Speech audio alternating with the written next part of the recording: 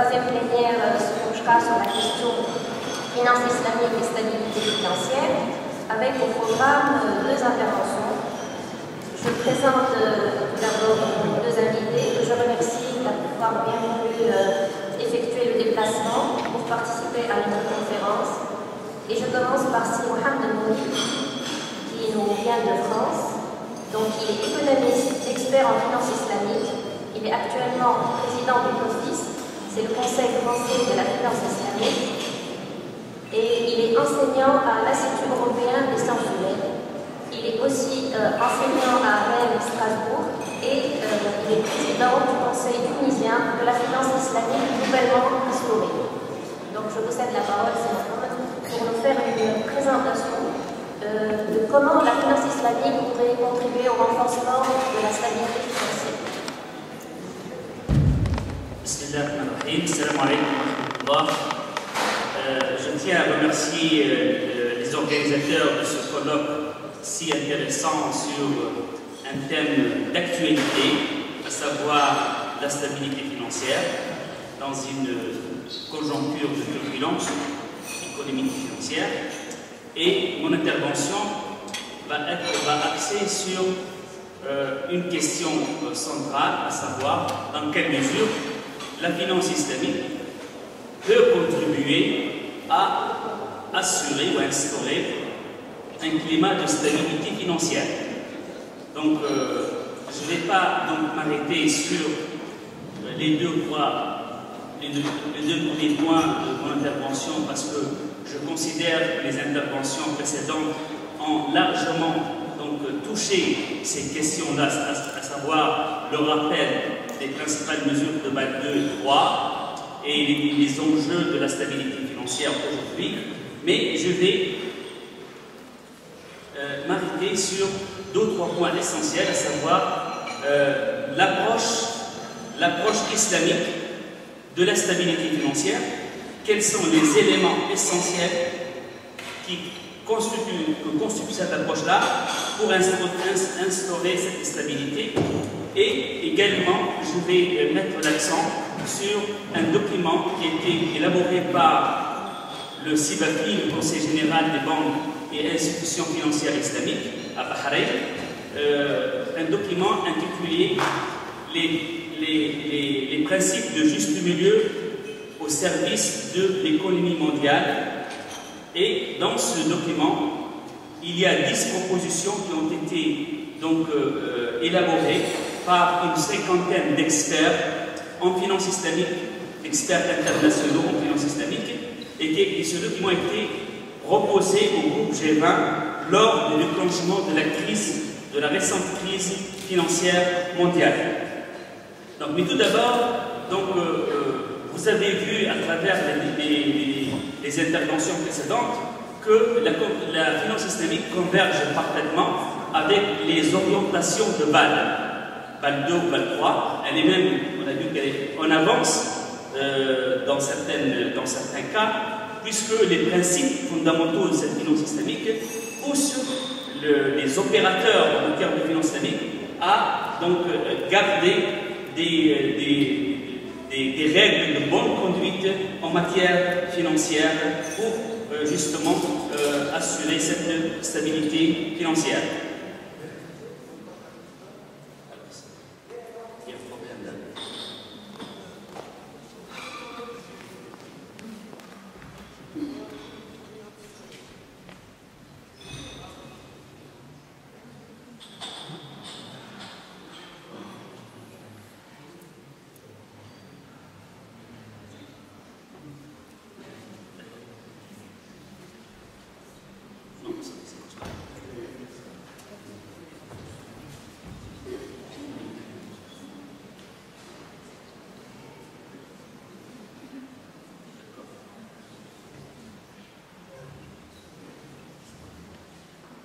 Donc nous avons vu que les déterminants principaux de la stabilité financière dans la finance conventionnelle, qui sont stipulés par les recommandations de Bâle 2 et 3, à savoir les conditions macroéconomiques, la qualité de portefeuille des banques, le régime de change, ainsi que le système de gestion des risques et l'efficacité du dispositif de réglementation et de supervision des institutions financières et des systèmes de paiement des banques.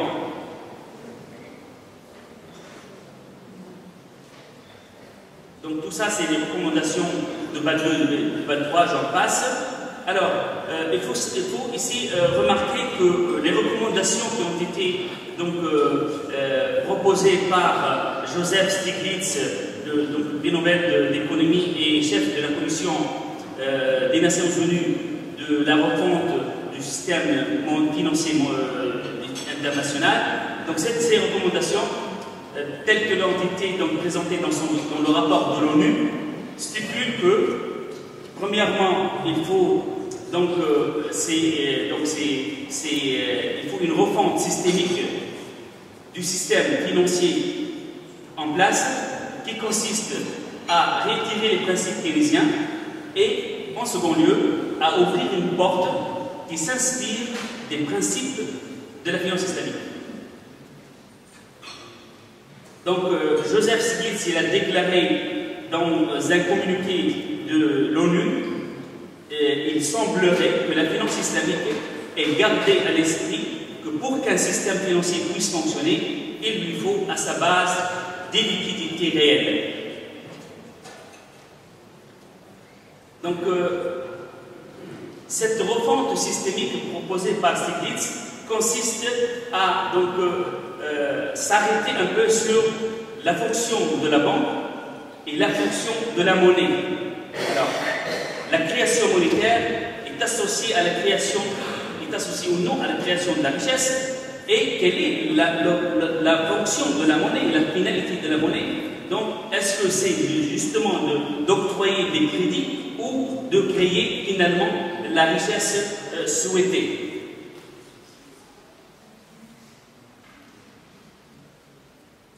Alors, dans l'analyse de Stiglitz, le financement des biens immobiliers par voie de création monétaire sont à l'origine de la bulle immobilière, la crise du subprime qui a donc déclenché cette crise mondiale. Et les opérations de titrisation adossées à des titres de dette et la bulle immobilière, donc ces opérations sont un facteur important de cette crise financière.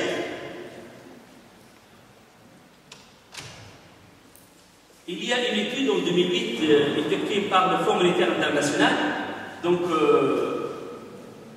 qui est fondée sur des données couvrant 77 banques islamiques et 397 banques commerciales comparables de 18 systèmes bancaires à forte présence de banques islamiques sur la période 1993 à 2004. Et cette étude donc, a conduit à une analyse empirique par pays de l'incidence des banques islamiques sur la stabilité financière.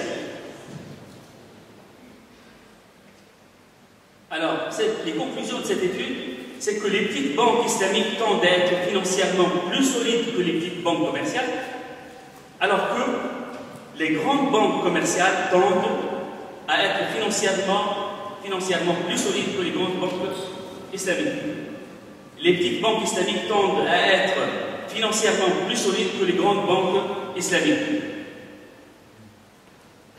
Alors, pourquoi cette étude-là? C'est pour déterminer justement les causes profondes de l'instabilité financière qui règne dans la conjoncture financière mondiale.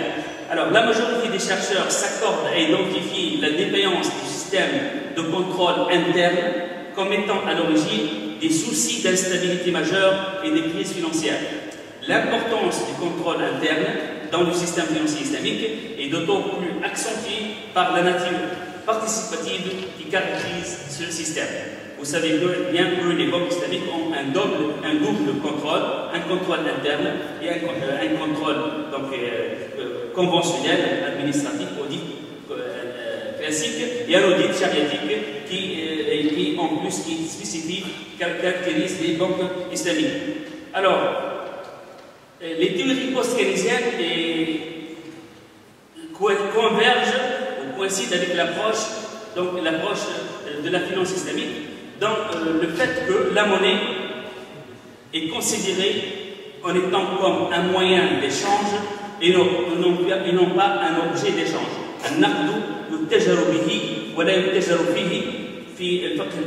Donc la monnaie, c'est un moyen d'échange, il n'est pas une marchandise ou un objet d'échange. La création monétaire doit être associée à une création de richesse réelle et l'investissement est financé par voie de crédit, intermédiation dans l'investissement, qui est la caractéristique essentielle de la banque islamique, qui est à la fois un intermédiaire financier et un intermédiaire dans l'investissement. Alors, maintenant, quels sont les principes fondamentaux de la finance islamique, ou du modèle, si vous voulez, de la finance islamique, qui peuvent contribuer à instaurer ce climat de stabilité largement recherché? Alors, premièrement, donc, les principes, on va passer les principes de base de la finance islamique, les caractéristiques essentielles, et on va juste passer en revue quelques témoignages concernant le rôle que peut jouer la finance islamique aujourd'hui pour instaurer cette stabilité financière, et on va passer par la suite aux différents éléments du modèle. Alors, premièrement, vous savez, l'interdiction de riba, de l'intérêt, et du halal, etc. Tous les principes que vous connaissez par cœur, ce sont des principes fondamentaux qui sont la source essentielle des propositions qui vont être données par la suite et qui participent à l'instauration de cette stabilité. Alors, premièrement, les caractéristiques essentielles de la finance islamique, une logique de partenariat face à une logique de crédit, une logique de partage face à du risque, face à celle du transfert de risque, le mécanisme du taux de profit face à celui du taux de l'intérêt, la connexion à l'économie réelle face à la prépondérance de l'économie virtuelle, l'intermédiation bancaire dans l'investissement face à l'intermédiation purement financière, et une économie éthique et socialement responsable face à une économie immorale et purement financière, une économie productive face à une économie de plus en plus financière et spéculative. Alors, deux principes fondamentaux, si vous voulez, pour garantir cette stabilité. Le premier, c'est qu'un système financier islamique est basé sur le commerce et la production et non sur l'intérêt. Et là, c'est un point important. Donc, c'est parce qu'ils ont dit que le commerce est identique à l'intérêt. Et la réponse a été dans le Coran claire et nette dès le départ. C'est une question classique qui se répète tous les jours. Depuis 14 siècles jusqu'à aujourd'hui, on entend et on répète que c'est la même chose, en fin de compte c'est la même chose, et que la finance islamique, comme on a entendu hier, c'est une simple écriture comptable qui laisse sortir le riba de la porte et le faire rentrer par la fenêtre. C'est une interprétation caritative, caricaturale de la finance islamique.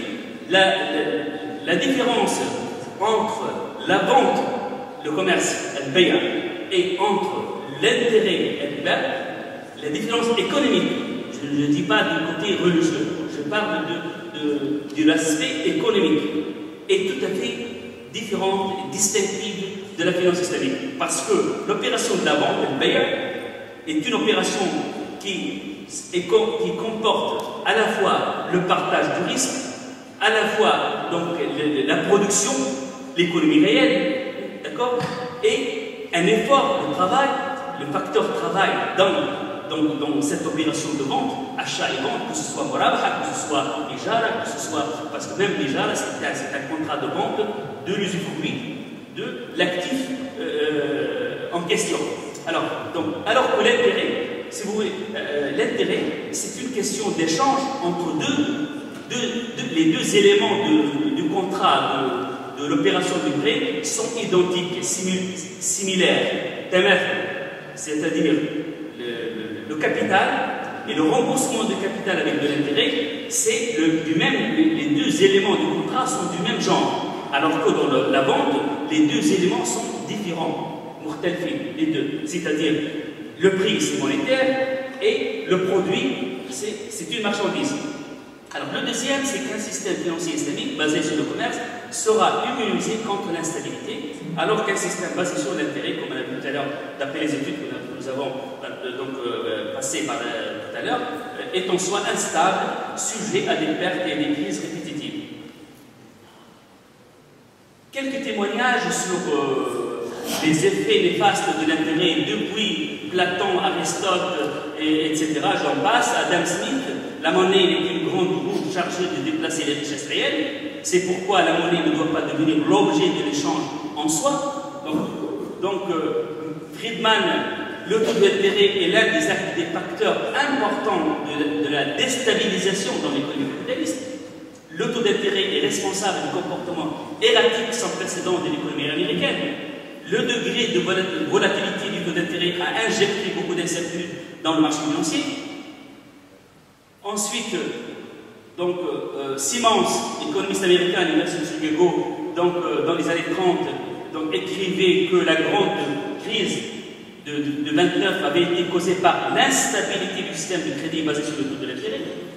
Il pensait que le danger de l'instabilité économique serait minimisé s'il n'y avait pas de recours à l'emprunt et si tous les investissements, regardez bien, se faisaient sous forme de participation. C'est dans les années 30, un économiste comme Simmons annonçait déjà depuis cette date que le meilleur chemin pour instaurer la stabilité, c'est le système participatif et non le système de crédit. Ensuite, nous avons Minsky également. Lorsque chaque firme finance son propre fonds de roulement et planifie pour investir ses propres bénéfices retenus, il n'a pas de problème de demande effective. Mais lorsque les firmes s'empruntent auprès des banques, le système est en proie de l'instabilité. Alors, Robinson également, l'investissement provenant d'une structure de dette conduit à un effondrement du système. Les taux d'intérêt élevés pénalisent les entrepreneurs et constituent un obstacle à l'investissement et à la formation du capital, ce qui contribue à la baisse de la productivité et de l'emploi et la chute de la croissance. Donc, pour lui, le taux de l'intérêt, un taux d'intérêt faible, pénalise les épargnants, surtout les petits, et contribue aux inégalités de revenus et de richesse et génère l'inflation. Donc, il ne faut pas confondre qu'un taux d'intérêt égal à 0, ça veut dire que égal finance islamique. C'est tout à fait différent. Même si le taux d'intérêt est nul, ça ne veut pas dire que le système converge vers la finance islamique. Parce que le mécanisme même du taux d'intérêt, même s'il est faible, c'est un mécanisme tout à fait différent du mécanisme du taux de profit et du partage. Alors, Jean Maynard Keynes, il a beaucoup parlé de l'importance, de l'impact du taux d'intérêt sur les agrégats économiques, la consommation, l'épargne, l'investissement, l'emploi, l'inflation et tout ça. Et il a dit dans les théories générales que tant que le taux d'intérêt augmente, tant que les répercussions sur ces agrégats sont négatives. Alors,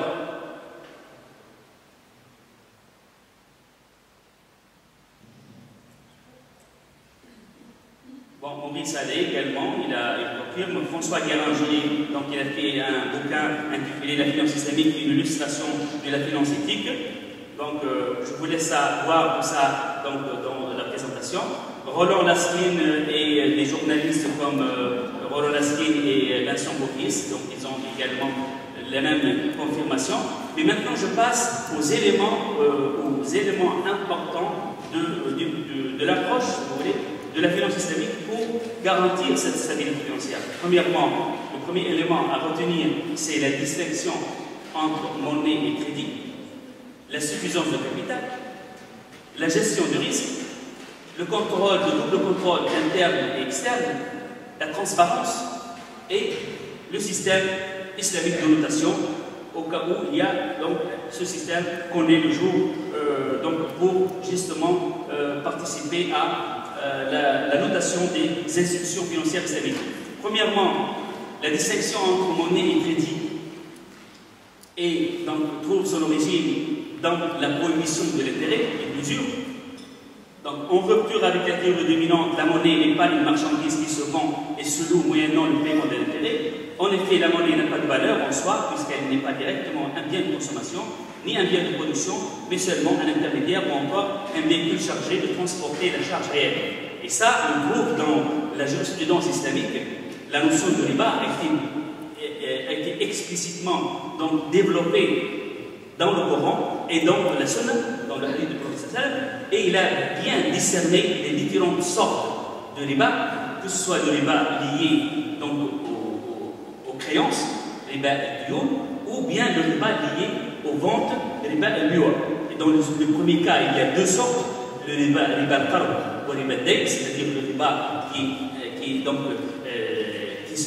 à l'origine du contrat de prêt ou au moment de l'incapacité de régler ou de rembourser le prêt, le riba al-ta'jil. C'est pour ça que le riba al-nasi'a, le Coran, le riba al-nasi'a, ça veut dire le riba lié à le report de l'échéance, le riba al-ta'jil, alors que le riba dans la sunna, c'est le riba al-buyur qui est constitué de deux sortes de riba. La première sorte, c'est le riba al-fadl, c'est le riba lié au surplus dans l'échange des produits usuraires qui sont donc développés dans le hadith central de la sunna du prophète. Et la deuxième sorte, c'est le riba al-nasa, qui est le riba lié à l'échange des produits similaires, mais avec une échéance du facteur temps, et ce qui correspond parfaitement aujourd'hui au contrat donc à terme et au marché à terme. Donc cette distinction doit être bien clarifiée pour savoir, pour cerner donc, la position de la finance islamique et de l'islam vis-à-vis de la monnaie et de la création de la monnaie. Alors, l'intérêt est source d'instabilité, et nous avons vu tout à l'heure, à travers toutes les interventions, que le taux de l'intérêt participe donc d'une façon considérable dans l'instauration d'un climat instable sur le marché. Donc, au niveau macroéconomique, il apparaît que ce principe d'interdiction de l'intérêt contribue à renforcer la stabilité du système bancaire et du fait qu'il est moins vulnérable aux effets de la spéculation. Alors, je passe. Alors, les solutions apportées par la finance islamique, premièrement, deux solutions. La première, c'est que les techniques de financement, vous savez que dans la finance islamique, il y a trois sortes d'activités proposées par les banques islamiques. Premièrement, les techniques de financement, deuxièmement, les techniques d'investissement, et troisièmement, les services bancaires, donc classiques, mais qui respectent les principes de la charia. D'accord ? Alors, concernant les techniques de financement, vous savez bien tous que ces techniques sont liées au contrat, et dans la finance islamique, il y a une multitude de contrats, ce qui la distingue avec la finance conventionnelle. La finance conventionnelle, en tout, il y a une centaine de produits financiers fondamentaux ou dérivés, mais qui tournent autour d'un seul contrat, à savoir le contrat de prêt. Un seul contrat qui génère une multitude de produits financiers, alors que la finance islamique est caractérisée par une multitude de contrats, à la fois dans le financement et dans l'investissement. Vous savez que le murabaha, l'ijara, le salam, le istisna, le mudaraba, le muzara, le musaqat, tout ça, ce sont des contrats. Et les secours qui sont adossés à ces contrats sont également d'autres types de contrats. Les opérations de titrisation portant sur les titres adossés à des actifs tangibles, et titrisation, il faut la prendre ici au sens de tasfiq, c'est-à-dire qui respecte les principes d'émission des titres d'investissement ou de financement islamique, à savoir les sukuk. Et il y a plusieurs sortes de sukuk. Et tout à l'heure, vous aurez avec Sir Abdelhak donc une explication donc, plus développée de cette notion de sukuk. Alors, bon, je ne vais pas m'arrêter sur la définition du sukuk, parce que je ne peux pas me répéter. Alors, les banques islamiques ont un statut différent des banques conventionnelles, puisqu'elle a un double statut de quasi-associé. Donc, à travers les différentes sortes de contrats que nous avons soulevés tout à l'heure, et le rôle de la Banque centrale, dans un tel système, seule la Banque centrale a le monopole de la création monétaire, contrairement à la finance conventionnelle. Le taux d'intérêt ne peut être utilisé comme instrument de politique monétaire. La Banque centrale ne refinance pas les banques, comme c'est le cas en finance conventionnelle. Elle n'achète pas et ne vend pas d'instruments financiers aux banques. La Banque centrale doit appliquer des plafonds quantitatifs aux agrégats monétaires. Une telle politique a été efficace pour le maintien de la stabilité financière et l'exclusion des booms spéculatifs et de l'inflation, même pour un système financier conventionnel. L'injection de la liquidité se fait lorsque la Banque centrale procède à l'achat de devises, de l'or ou de la dette de l'État, non basée sur l'intérêt, mais indexée sur l'or, ou sur un panier de produits de base, ou sur un portefeuille d'actifs réels créés par l'État. C'est ça le rôle de la Banque centrale dans un système qui respecte les principes de la finance islamique. Alors, vous voyez ici donc, le profil de risque de la banque islamique. Donc, il y a différents types de risques, c'est comme dans la banque conventionnelle, mais la gestion de ces risques est différente puisque chaque contrat qu'utilise la banque islamique a ses propres risques. Les risques liés au contrat Ijara ou Murabha sont différents des autres risques de contrat. Donc, il y a les risques de marché, les risques de liquidité, les risques de crédit, les risques de rendement, risque de non-respect de la charia, risque commercial constaté, risque d'investissement spécifique, risque opérationnel. Alors, la gestion du risque, nous avons vu tout à l'heure dans une des interventions les principales mesures qui ont été proposées par l'Islamic Financial Services Board, qui regroupe, si vous voulez, les principales banques islamiques ou banques conventionnelles qui veulent donc traiter ou utiliser des produits financiers islamiques. Donc il y a la proposition 22, concernant la gestion, la manière de gérer ce risque à travers les normes islamiques proposées par les FSB. Et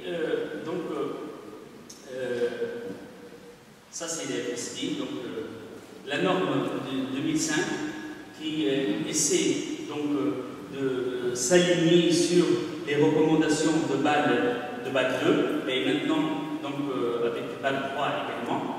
Et les principales mesures de cette norme, donc chaque banque est censée mettre en place un système de gestion de risque permettant l'identification, la mesure, le suivi, le reporting, le contrôle du risque du crédit. Les banques doivent considérer le risque du crédit de manière holistique et s'assurer que la gestion du risque du crédit prenne part à une approche intégrée de la gestion de l'ensemble des risques financiers.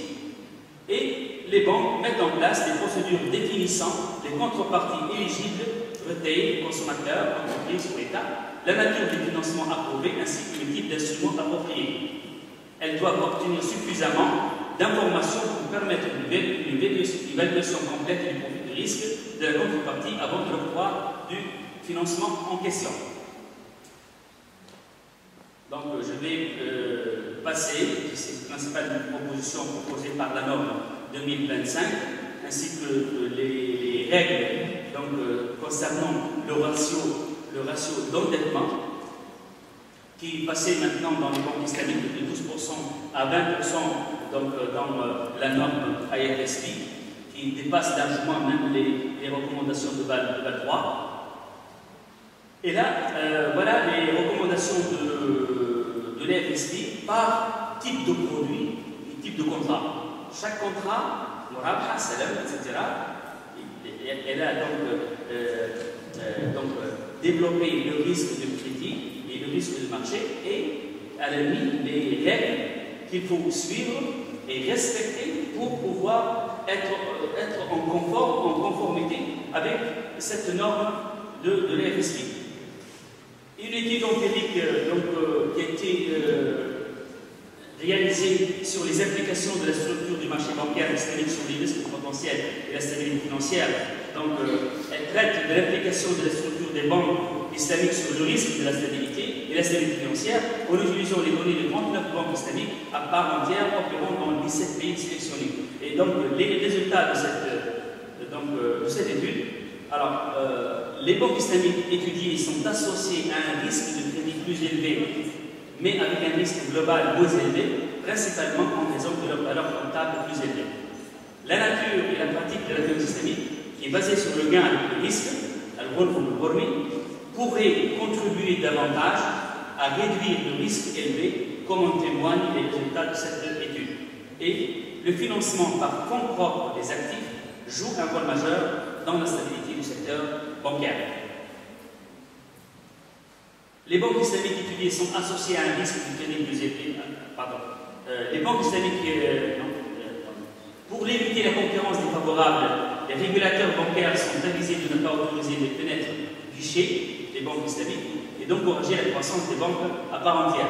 Et ça, c'est un constat récemment proposé, aussi bien à Qatar que dans d'autres pays. Il vaut mieux séparer l'activité financière islamique de la banque pour la banque conventionnelle au lieu d'opter à un guichet pour opter une agence ou une filiale ou une banque séparée. Les banques islamiques ne devraient pas imiter les banques conventionnelles aveuglement dans les nouvelles innovations bancaires, telles que les produits financiers dérivés, afin d'éviter de s'éloigner de la sphère réelle, ce qui pousse à respecter la spécificité et la crédibilité des banques islamiques. Il vaut mieux chercher des produits non pas conformes à la charia, mais des produits issus de la charia, qui ne sont pas juste un habillage des produits conventionnels. Il reste encore combien? Terminé? Ah bon? Alors je termine. Alors les dispositions que je vous ai parlé au début dans le document de Sibati, les principes de juste milieu au service de l'économie mondiale. Alors voilà, je vous laisse lire ces 10 propositions, mais chaque proposition dans le document, où vous pouvez le trouver sur le site de Sibati, vous allez voir des propositions concrètes concernant chaque type de proposition. Premièrement, freiner la création excessive de crédit, encourager le partenariat en financement, des mécanismes de paiement plus justes, des mécanismes alternatifs aux taux d'intérêt, savoir le profit, une bonne gestion du risque, un système strictement lié à l'économie réelle, garantir les droits financiers des prêteurs, un système de contrôle efficace, transparence et bonne gouvernance, et le rôle de l'État qui est un rôle principal dans le contrôle des banques, des marchés. Voilà, je vais passer rapidement puisque le temps ne reste plus. Donc tout ça, c'est le développement de ces 10 principes qui ont été proposés dans le document et je vous remercie pour